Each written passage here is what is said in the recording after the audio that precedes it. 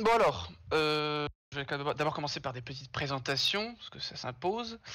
Donc moi je suis actuellement en master recherche d'histoire moderne. Je suis un moderniste, je suis spécialiste plus précisément de la marine de guerre Louis XIVienne, avec encore plus une spécialité sur la Ligue d'Augsbourg et les stratégies et tactiques navales employées à cette période.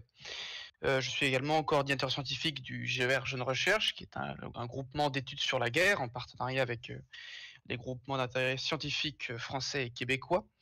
Et puis je suis également trésorier d'une association d'archéologie en Vendée, puisque je viens de Vendée, d'où le titre de la conférence. Voilà. Alors, comme vous l'avez vu et comme je viens de le dire, on va parler pendant une vingtaine, un peu plus de minutes, 20-30 minutes, des guerres de Vendée. Le but n'étant pas d'étant le maximum exhaustif, puisque c'est un sujet très compliqué, qui est encore sujet à débat dans l'actualité des historiens. Je ferai un aperçu global en rentrant des fois dans des détails de bataille, notamment, mais également politiques et surtout historiographiques de l'actualité présente. Alors, pour commencer, je vous propose d'aborder les guerres de Vendée sous trois angles principaux, qui sont les suivants. Donc un contexte général, comment les causes de l'insurrection finalement, un aspect militaire, puisque le discord est quand même basé partie sur cet aspect-là, voire complètement. Donc on parlera de cet aspect militaire plutôt important et qui n'est pas à reléguer au second plan des guerres de Vendée. Et dans un dernier temps, nous verrons l'historiographie et les débats de l'historiographie actuelle sur cette question des guerres de Vendée et notamment du terme de génocide, entre guillemets, vendéen. Voilà, alors les phénomènes vendéens et chouans, donc la chouannerie étant une zone géographique et une révolution par laquelle nous également verrons à quoi ça correspond, parce que nous aborderons que les 4 premières guerres de Vendée. Il y en a eu 5 en tout et pour tout, la dernière étant bien plus tardive, puisque la 5e guerre de Vendée apparaît en 1832. Mais celles de voilà, les premières donc apparaissent en 1793 et aboutissent en 1800, donc sous le consulat. Et la 4e guerre de Vendée ne durera qu'une année, donc en 1815. Et d'ailleurs, on nommera ça la guerre de Vendée et de Chouannerie. Voilà. Alors, les phénomènes vendéens et chouans, comme je disais, sont délicats à traiter, du fait de la charge mémorielle que ces événements ont acquis avec le temps, et même liés au caractère politique des guerres de Vendée. La dimension militaire du phénomène, elle reste souvent reléguée à un second plan, comme je l'ai dit précédemment. Cet aspect est pourtant central et lié aux causes mêmes de l'insurrection. Inexplicable, entre guillemets, pour le député républicain Barrère. La Vendée se comprend néanmoins par un faisceau de facteurs de la spécificité du tissu social vendéen. Les premières années de la Révolution n'ont apporté aucun acquis à la paysannerie vendéenne. Effectivement, quand on regarde les écrits de l'historien Michel Vauvel, spécialiste des guerres de Vendée, qui a été président de la Société d'études Robert Pierriste et également directeur de l'Institut d'histoire de la Révolution française, il nous évoque beaucoup par des chiffres, notamment la situation paysanne de la Vendée, c'est-à-dire que les terres étaient possédées en grande partie par les propriétés nobiliaires, donc des nobles en général, un peu de bourgeoisie et moins de environ 30% pour la paysannerie, et encore beaucoup moins pour le clergé, qui est un peu mis à part. Donc il s'avère qu'effectivement, la paysannerie vendéenne est bien plus développée que dans les autres régions de France, mis à part celle de la Creuse notamment, ou de la Corrèze. À cette absence de progrès vient se greffer la sensible question religieuse. Comme je viens légèrement de l'aborder juste avant, la quasi-totalité des prêtres locaux sont réfractaires à la constitution civile du clergé. Donc, vous le savez, situation de Révolution française, débutant en 1789, et le clergé catholique français s'en prend un peu plein la poire, si vous me permettez l'expression, dû au fait des libertés individuelles et que le clergé s'y oppose. Néanmoins, ni les troubles religieux, ni l'exécution du roi en janvier 1793 ne font éclater d'insurrection. C'est la tentative de lever des 300 000 hommes qui fait déborder un vase qui est finalement déjà bien rempli, ce qui vient nuancer le caractère politique de la révolte, en partie reconstruit a posteriori dans l'historiographie que nous aborderons plus tard. L'insurrection débutant en mars 1793 s'inscrit donc dans de nombreuses révoltes anti-conscription que connaît alors la France. Nous avons déjà du coup évoqué cette partie de contexte puisque la levée en masse finalement des 300 000 hommes pour la région qu'est la Vendée, c'est quand même considérable et même à l'échelle nationale. 300 000 hommes, la première coalition qui apparaît en Europe, à l'échelle européenne, c'est quelque chose qui est intrinsèquement lié au contexte politique de l'époque. C'est-à-dire que nous arrivons à une révolution française, les libertés sont exacerbées, il y a effectivement des massacres.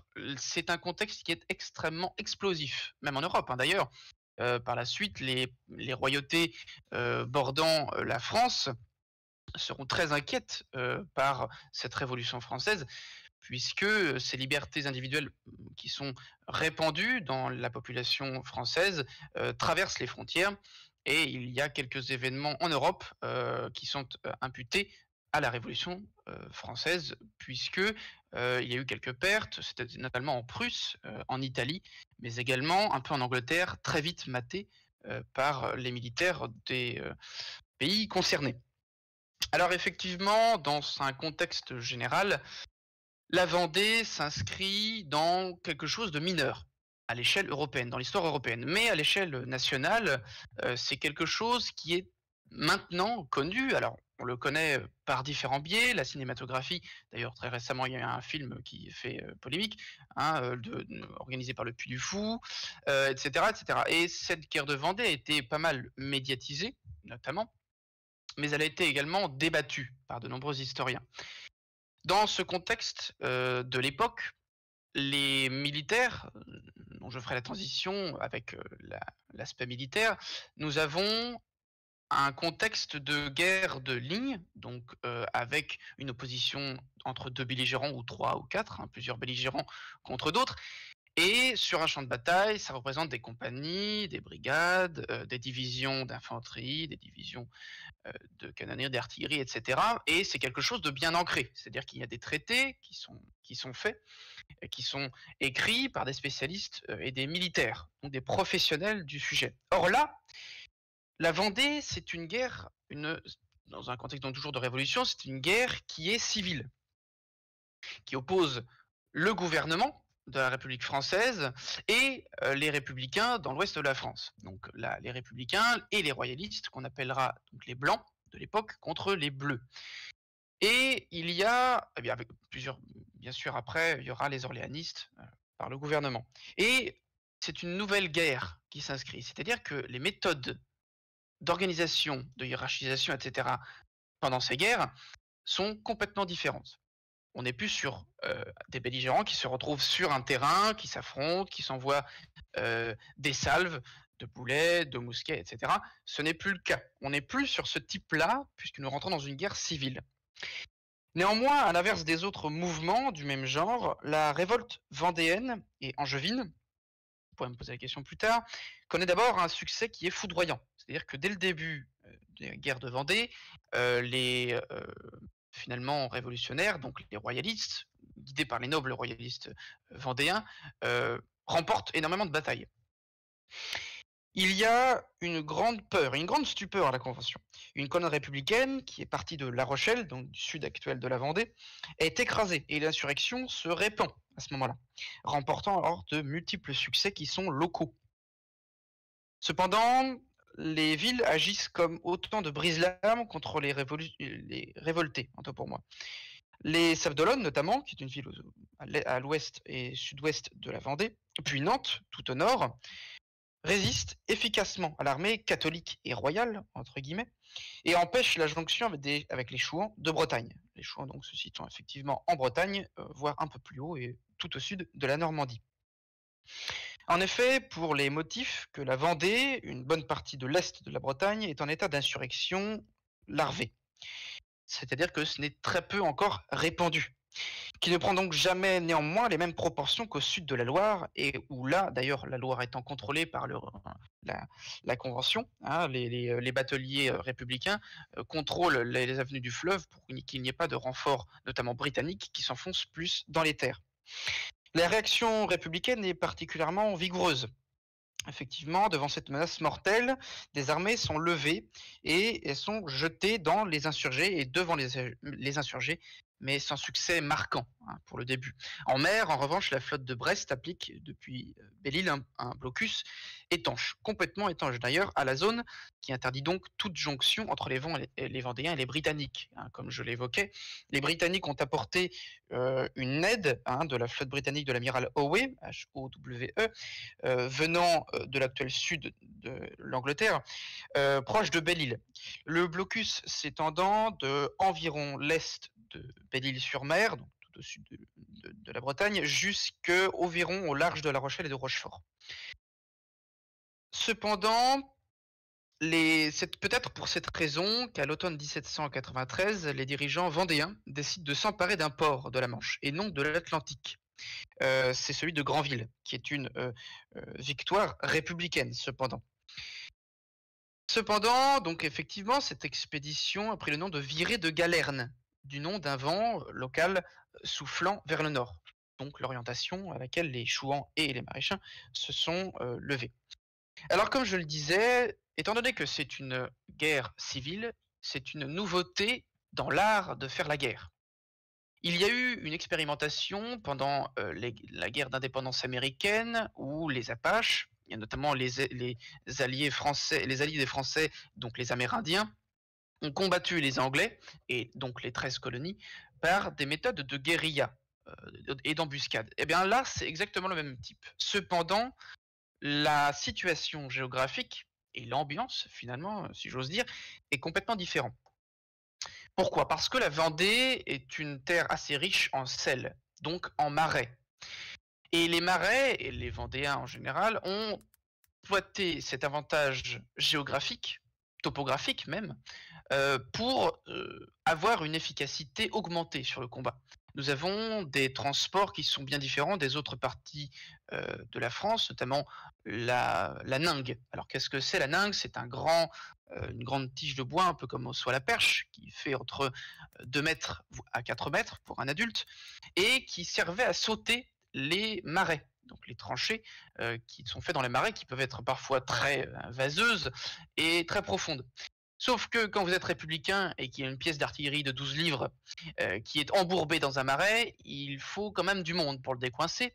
Et les Vendéens ont développé des tactiques permettant d'harceler les convois républicains embourbés dans des situations particulièrement délicates. Après les plusieurs succès initiaux, donc des Vendéens, cette tentative vendéenne échoue finalement, hein, donc celle de la virée de Galerne. Arrivés sur les rives de la Manche, les insurgés ne parviennent pas à prendre Granville, comme je le disais, du 14 au 15 novembre.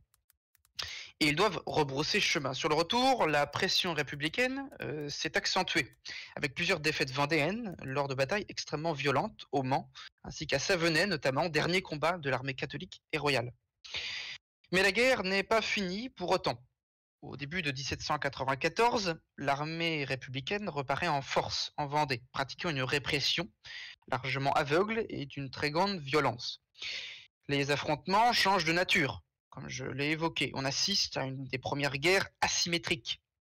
En effet, les insurgés pratiquent l'embuscade, comme je l'ai effectivement cité tout à l'heure, le coup de main visant à les isoler. Les attaques des dépôts de vivres et de munitions notamment. Le terrain bocagé, donc de marais, se prête particulièrement à ce type d'affrontement dans lesquels les armées républicaines ont du mal à faire jouer ses atouts.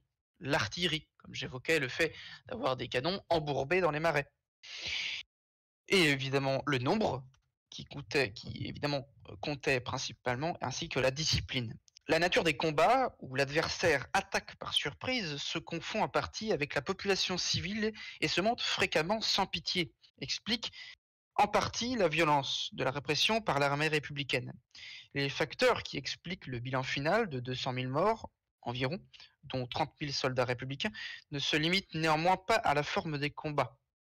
Ce n'est pas non plus l'idéologie révolutionnaire aux contours souvent flous qui est au cœur du processus. La violence s'explique avant tout par la nature des guerres civiles, toujours marquées par le refus de toute légitimité à l'adversaire.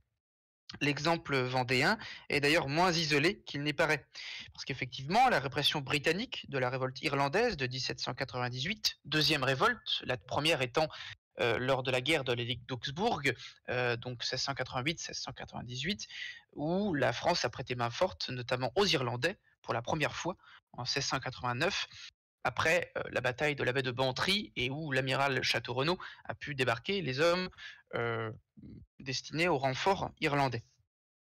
Et effectivement, la répression britannique de la révolte irlandaise de 1798 ne cède rien aux armées républicaines en termes de brutalité. Par ailleurs, c'est le manque d'encadrement de la troupe de la part des autorités distantes et rivales, le ministre de la Guerre notamment et de la Convention, qui explique les franchissements des seuils de violence. Et non un contrôle finalement absolu ou dictatorial de la répression par les autorités républicaines. Ces dernières d'ailleurs ne sentent d'ailleurs jamais de comment dire, ces dernières ne cessent finalement pas de chercher à protéger, d'ailleurs sans grand succès, les républicains, ainsi que les femmes et les enfants de la Vendée militaire. Les guerres de Vendée innovent notamment sur un point, le caractère politique de l'affrontement, qui interdit en apparence les négociations. Et en fait, c'est le gouvernement républicain qui doit vaincre pour lui, ou disparaître. Il n'y a que deux options, la nuance n'étant pas acquise. L'affrontement avec les différents acteurs ont donc conscience de cela. La dimension mystique du combat est en conséquence importante, chaque camp célébrant ses martyrs sans répugner à l'exagération et à l'instrumentalisation. Ainsi, Barras, enfant de troupes exécutées par les Vendéens, est héroïsé par les généraux républicains pour couvrir l'échec militaire qui a causé sa mort. Alors, si nous rentrons effectivement dans le détail, nous avons abordé l'aspect de la guerre civile, des embuscades qui sont faites dans les marais, les moyens de transport plutôt particuliers que la Vendée utilise. Quand on s'approche un peu plus quand on s'approche finalement des détails des batailles, c'est important de comprendre que, étant donné que c'est une guerre civile, les batailles et l'espace géographique de la guerre de Vendée est très restreint. Nous avons plusieurs mêmes batailles, c'est-à-dire qu'il y a une première bataille de Machecoul, une deuxième bataille de Machecoul et une troisième bataille de Machecoul, jusqu'à 5 batailles ont eu lieu à Machecoul. C'est pareil pour le Port Saint-Pierre, il y a eu 4 batailles au même endroit. Et si on analyse ces mêmes batailles, on peut se rendre compte qu'en fait les combats, les rixes qui sont faits là-bas, n'ont guère beaucoup d'hommes. Hein. Si on remarque les batailles, comme la première bataille de la Châtaigneraie, ou même d'ailleurs celle de la deuxième de Port-Saint-Père, nous avons très peu d'hommes qui sont mis. Mais quand on observe d'autres batailles plus importantes, comme la troisième bataille de Luçon, on arrive à des sommes de soldats sur le champ de bataille supérieures à 40 000. Donc quelque chose de très important, quasiment de l'art militaire européen. Pour les précisions, la troisième bataille de Luçon, que nous allons prendre donc comme exemple, nous avons donc le général Augustin Tonk, qui est général de la Révolution française, mort en 1800, contre les Vendéens, commandés par beaucoup d'officiers. Hein. Parmi ceux-là, nous avons Henri de la Gorge-Jacquelin, très connu, le prince de Talmont, une lignée qui, d'ailleurs, c'est donc Antoine-Philippe de la Trémoille, qui est un noble militaire français, et qui a d'ailleurs été guillotiné en 1794, une année après la troisième bataille de Luçon. Et autre personnage, Gaspard de Marigny, également militaire français et général vendéen. Les républicains alignent 6 000 hommes et 14 unités d'artillerie. En face, nous avons 35 000 hommes du côté vendéen et 17 canons. C'est une victoire républicaine malgré la supériorité numérique des Vendéens, et les blessés se comptent environ côté républicain à 100 morts et 400 blessés, alors que Vendéens, on est à 1500-2000 morts, 4000 blessés environ. Et évidemment, tous les canons perdus, ainsi que des prisonniers qui sont fusillés d'ailleurs dans la lignée de la bataille. Alors effectivement, on a ce genre de conséquences très importantes dans les guerres de Vendée, c'est-à-dire que la plupart des prisonniers seront fusillés sur place. D'ailleurs, les populations civiles y passeront également, d'où le terme dont nous reviendrons dans la dernière partie, à savoir l'historiographie.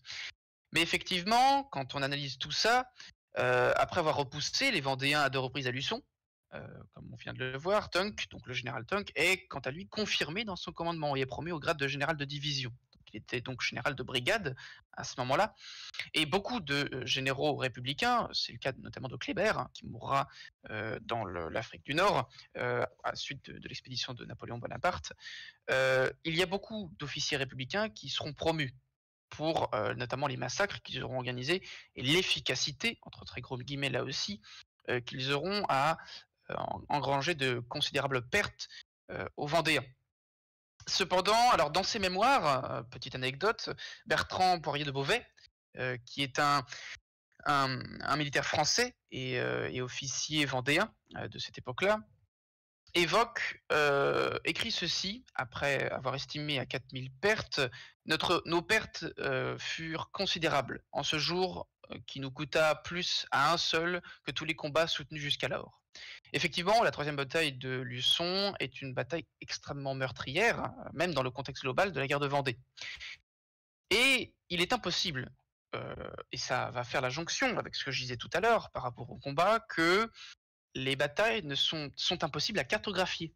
On ne peut pas faire de cartographie des batailles précises, puisque ce n'est pas une opposition directe de belligérants importants, comme Prusse à France, que là, puisqu'évidemment, les Vendéens, on l'a déjà dit, hein, utilisent les embuscades et finalement les escarmouches. C'est-à-dire que lorsque une ligne d'infanterie, d'une brigade ou d'une compagnie, se met à tirer, les républicains se couchent, ils se mettent à plat. Alors effectivement, quand les soldats républicains, qui ne sont pas du tout habitués à ce genre de tactique, font face, ils se posent beaucoup de questions. Effectivement, normalement, l'art de la guerre fait que nous devons faire face à une ligne d'infanterie qui nous tire dessus, et nous ne devons pas flancher. Et là, c'est complètement l'inverse, puisque ce ne sont pas des militaires en face, ce sont des paysans. Et donc, l'esprit de survivre, finalement, est bien plus importante. Alors effectivement, il y a une difficile pacification par rapport à ça. Il y a l'apprentissage de la contre-insurrection.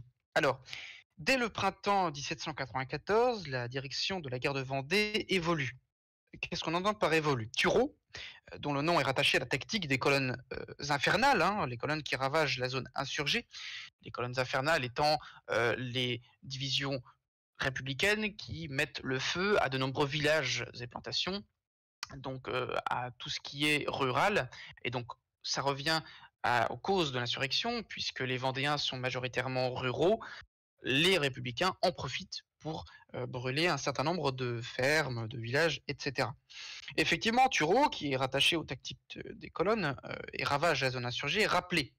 Après l'arrestation de Robespierre, du 9 Thermidor, cette évolution s'accentue avec le début de la recherche d'un compromis.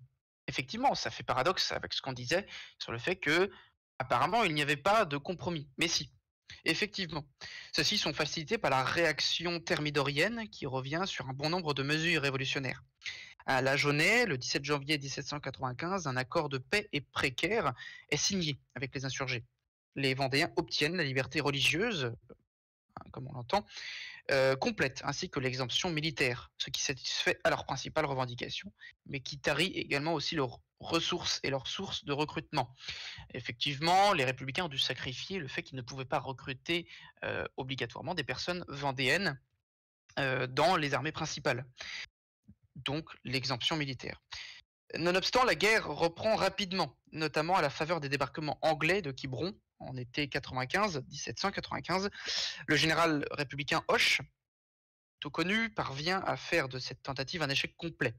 Ce n'est pas son seul succès d'ailleurs. En tant que commandant des troupes dans l'Ouest, Hoche met en place une des premières contre-guérillas, hein, comme on utilisait le terme tout à l'heure, de l'histoire militaire. Il met l'accent sur la mobilité de ses troupes, qui recourent parfois au déguisement. Donc là, effectivement, il y a une adaptation des armées républicaines par rapport aux techniques de guerre des populations vendéennes rebelles.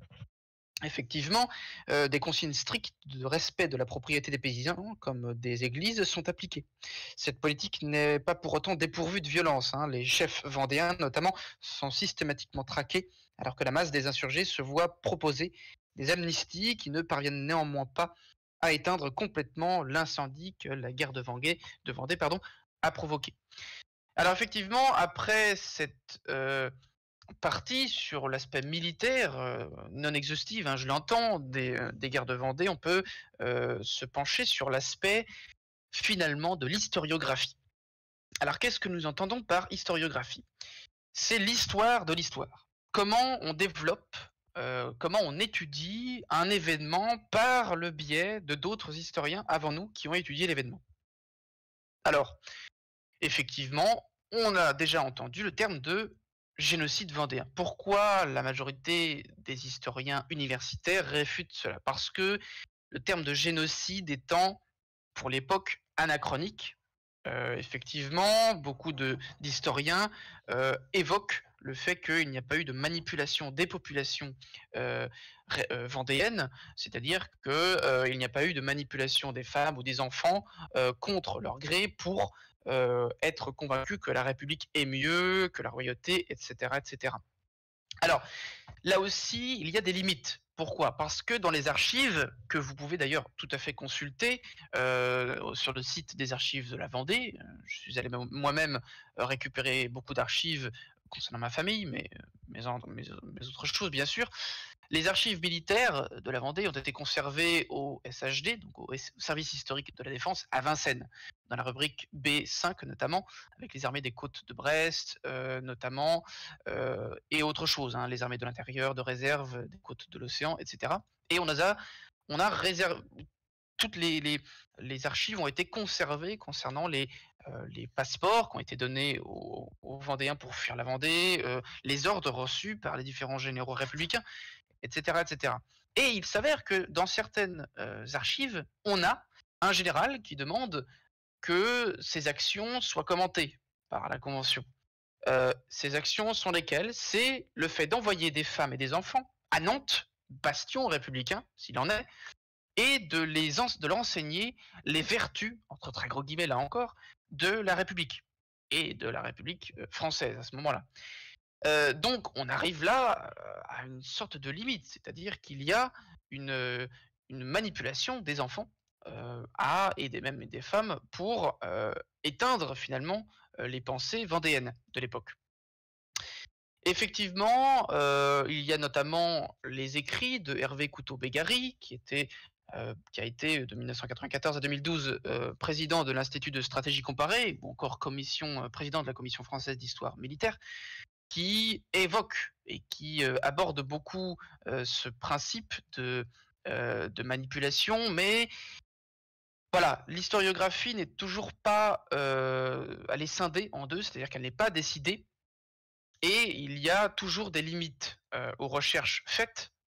Donc Hervé Couteau-Bégary évoque dans ses histoires militaires des guerres de Vendée, avec Charles Doré-Grasselin, les possibilités d'un débat historiographique qui n'aboutira presque jamais. Parce qu'effectivement, beaucoup de limites sont à engendrer. Michel Vauvel, dont je vous citais tout à l'heure, qui a été président de l'Institut d'histoire de la Révolution française, a notamment parlé du génocide vendéen. Il était effectivement d'accord avec ce contexte-là. Bon, évidemment, je citerai très connu Jean-Clément Martin, mais qui lui aussi a ses propres limites dans ses recherches historiographiques, puisqu'il se positionne, hein, notamment sur les vers de la Marseillaise, hein, comme vous connaissez, le sang impur, etc. Et toujours ce contexte de guerre de Vendée, on évoque la possibilité dans l'historiographie française que la guerre de Vendée n'est pas un génocide par les plusieurs caractéristiques qu'un génocide doit comporter. Alors vous pourrez me citer aisément le génocide arménien. Voilà, le terme de génocide étant inventé que 40 ans plus tard, comment ça se fait qu'on puisse l'utiliser pour ça? Effectivement, il rentrerait dans les crimes contre l'humanité, etc., etc. Et bon, pour ce qui est des guerres de Vendée, il y aurait des caractéristiques nécessaires à l'appellation d'un génocide heu qui ne sont pas adaptés à ces guerres de Vendée. Il y a notamment un avocat, qui a travaillé sur cette, question de la guerre de Vendée et du génocide vendéen et qui, dans très peu de temps, dans 1 ou 2 ans, un peu moins, va aller défendre cette idée, de génocide vendéen à la cour internationale, donc à la cour pénale internationale si je ne me trompe pas, pour défendre cette idée que effectivement en Vendée il y a bien eu un génocide, il y a eu contrôle des populations et cetera. Heu, mais une grande partie de l'univers, universitaire, si je peux dire, heu, est contre cette idée de génocide vendéen, par les mêmes raisons que je vous ai évoquées sur les caractéristiques et cetera et cetera. Alors pourquoi ça débat encore plus sur d'autres sujets? Récemment, il y a eu, cinématographiquement parlant, le Vaincre ou mourir, réalisé par Le Puy du Fou. Là aussi, ça pose certains problèmes historiographiques parce que même si dedans tout est vrai, on est proche du roman national plus que de la critique littéraire, de l'historiographie en général. C'est-à-dire que le film avance effectivement des choses vraies, tous les événements évoqués dans le film sont des choses, factuelles, mais l'esprit, le regard critique, que nous pouvons apporter est, comment dire? Relativement restreint. Beaucoup d'historiens, hein, c'est le cas, notamment, des historiens comme Jean-Clément Martin qui, ont évoqué ce genre de de limites concernant les films puisque là, en l'occurrence, le film n'a été consulté que par très peu d'historiens. Heu, on peut remettre en cause la véracité, des propos qui sont évoqués dans le film. Alors évidemment, heu, d'un point de vue du cinéma, bien sûr, il y a de la c'est romancé, cela va de soi, mais on est plus près du roman national qui est donc une sorte d'épopée épique, des histoires nationales, plus que de la vérité, comment dire? De la véritable critique, factuelle de l'histoire. C'est pour ça que les guerres de Vendée sont encore soumis encore à un grand, grand débat, historiographique par, les différents, historiens qui travaillent sur le sujet. Il y a, pas moins de 250 livres, qui ont été écrits, sur les guerres de Vendée et qui évoquent les guerres de Vendée dans un contexte, général de la Révolution française, qui certains aborderaient que c'est une sorte de parenthèse dans l'histoire nationale et d'autres qui évoquent que c'est quelque chose d'absolument crucial de l'étudier, comme Jean-Julien Michel Savary, donc Les guerres des Vendéens et des Chouans contre la République en 6 tomes, qui évoque ça en 1827, déjà, en 1827, donc très peu de temps finalement après les guerres de Vendée. Mais voilà, il y a d'autres, historiens, Roger Dupuy notamment ou Émile Gabory, voire même d'ailleurs Jacques, Crétinot-Joly qui a fait une histoire militaire, une histoire de la Vendée militaire en 1840-42, donc pas contemporain mais presque, de ces guerres-là. Donc effectivement, il y a un enjeu mémoriel par rapport à la Vendée très important et le débat est encore, heu, très vif et d'actualité. Donc effectivement, il faut un esprit critique par rapport, à cet événement et à ces événements, heu qui ont eu lieu effectivement sous la Révolution française et qui ont abouti à comment dire? Une ingérence mémorielle de la part des historiens par la suite. Voilà, je vous remercie pour votre écoute.